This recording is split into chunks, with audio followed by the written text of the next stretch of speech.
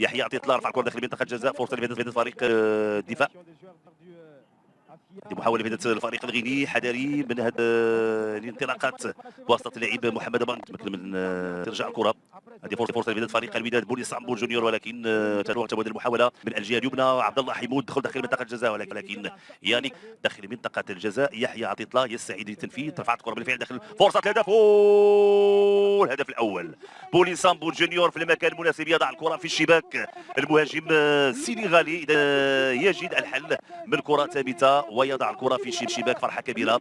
لاحظوا الجماهير المغربية وجماهير الودادية الحاضرة هنا بملعب لانسانا كونتي بالعاصمة الغينية كوناكري. هدف أول لفائدة فريق الوداد بطريقة ممتازة، وحتى التمرير ديال يحيى عطية الله كانت بدقة متناهية، استغلالها من طرف المهاجم المناسب يضع الكرة في الشباك. نتابع مرة أخرى هذه المحاولة وهذه الفرصة التي منحت الهدف الأول لفريق الوداد في توقيت مهم جدا من المباراة. تقريبا الدقيقة 9 الوداد متقدم في النتيجة صراحة يعني أفضل وأحسن من فريق الخصم في الوقت. هذه المحاولة تدخل بفعل حافية كوناكري، وبالتالي نتمناو المرتدات الهجومية. لاحظوا التمريرة يانيك رفعت الكره داخل منطقه الجزاء، راسيه فرصه برا الجانبا.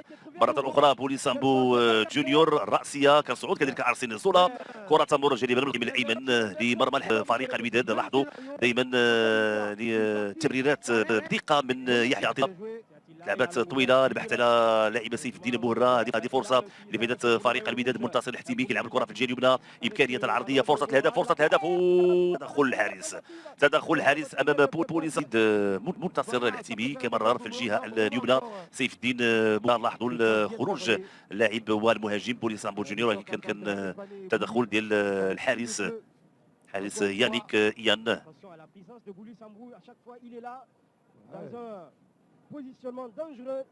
محاولة شكلت خطورة.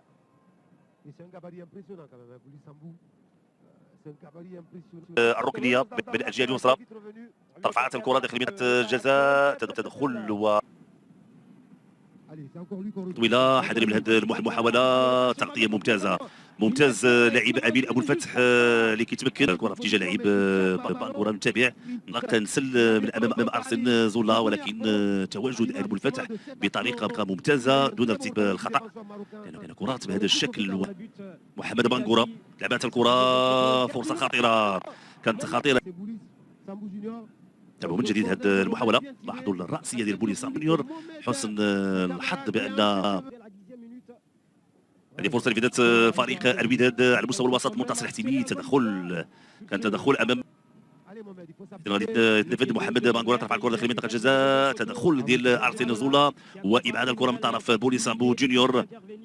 كره بالراس من جديد، محاولة خطيرة، تدخل ممتاز لارسن زولا. يكون حاضر سواء على المستوى المحلي او المستوى الافريقي. فرصة لفائدة الفريق الغيني داخل منطقة الجزاء، تدخل دائما خطورة، الكرة مرة جانبا.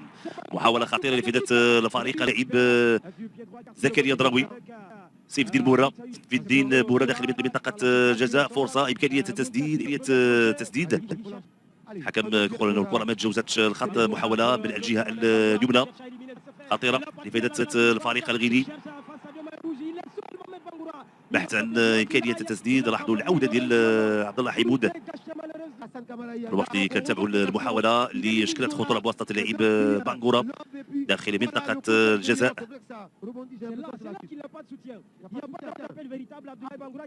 حتى المعلق الغيني يعلق على هذا المدربين عبد الله بانغورا امين ابو الفتح بشكل ممتاز. الان مرتد هجومي لفائده الفريق الغيني، لابد من عوده ديال اللاعبين لاماكنهم، البحث على العرضيه. لعبه كره مشات خارج ارضيه الملعب، ضربه ضاعت لعبد الله حمود، مشات في الجهه اليسرى، بالتالي كان البحث على التمرير، ولكن الكره ما كانتش بشكل جيد خارج ارضيه الملعب. ضربه مرمى منتصر الحتيمي لعبد الله حيمود، فرصه لفائده فريق الوداد، ولكن التسديده ما كانش بالشكل الجيد. نتابعوا هذه المحاوله، كان فرصه من اجل اضافه الهدف التالي. اعتقد لو مرر عبد الله حيمود للاعبين ديال الفريق حافيه كوناكري داخل منطقه الجزاء، نفذ هذه الزاويه، لعبت الكره دائريه داخل منطقه الجزاء الراسيه، والهدف هدف التعادل. وهذا هو اللي قلت بان فريق الغيني سيسعى لتسجيل الضائع. هدف بواسطه اللاعب كامارا، الصعود وارتقاء فوق الجميع وكيوضع الكره في الشبك. لو ان الكره ما كانتش بقوه، ولكن يمكن كاس الكونفدراليه ريال يحيى طيطله. هذه فرصه اللي فاتت فريق الوداد. سيف الدين بورا خروج الحارس يانيك ايبان في الوقت الانطلاقه ديال سيف الدين بورا. لاحظوا ابعاد الكره ما وصلتش لمنتصر الحتيمي اللي كان مشات الكره عند محمد بونجم سواء الجهه اليمنى. العرضيه بوليسامبو جونيور، فرصه اللي فاتت فريق الوداد البحث عن تسديده، فرصه ومرات جريمه. محاوله اعتقد زكريا دراوي. تابعوا من جديد هذا الفرصه، تسديده الكره مرت لانديه شمال افريقيا. خروج الحارس يوسف مطيع. تعودنا على البود. رفعت الكره داخل منطقه الجزاء، البحث عن بوليسامبو جونيور. هشام بو سفيان، فرصه اللي فاتت فريق الوداد. هشام بو سفيان كينتظر مساندات، رفعت الكره حاول ان يبحث عنها.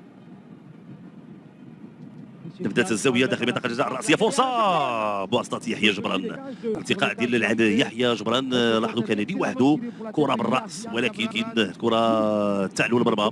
فيد لعبت الكره تسديده ولكن بعيده خارج ارضيه الملعب. لاحظوا الاعاده التسديده ولكن بعيده كل البعد على مرمى الحارثه لمحمد منجم. فرصه هجوميه في فريق الوداد. بوليسامبو جونيور انطلق على مستوى الجهه اليسرى. منجم امكانيه التمرير، مراوغه ديال محمد منجم، ولكن تمريره محاوله لفائده الفريق الغيني. حذري من هذه الانطلاقات في الوقت اللي امين ابو الفتح كان فقد التوازن. تسديده الكره كتمشي خارج ارضيه الملعب. التمريره حسن الحظ. لاحظوا ان ابو الفتح فقد التوازن ولكن رجع وغلق ايوب العبلود لهشام بو سفيان. رفع الكره من منطقه الجزاء، الكره كانت طويله بالتالي اختار بانه يرفع فيه. فكان الحال كيبقى محترم من فريق الغيني. فرصه بوليسامبو جونيور اللي كان اسرع من الهوائيه. نفذت الزاويه في القائمه التالي. ممتاز الحارس، ممتاز يكون قناص للاهداف. بوليسامبو جونيور كيبقى دائما حاضر بشكل جيد. هذه فرصه لفائده فريق الوداد. منجم، هذه فرصه محاوله كانت صوره كره من الجهه اليمنى. ارسن زولا ثم امين ابو الفتح. نفذت الزاويه، لابد من ابعاد الكره. محاوله اخرى تسديده هذا المره فوق المرمى. منجم كيلعب الكره في الجهه اليسرى. فرصه هشام بو سفيان دخول داخل منطقه الجزاء، رفع الكره. فرصه الهدف وتضيع بالفتح. خطير لفائده الفريق الغيني، ما يسددش الكره، مشات بعيد.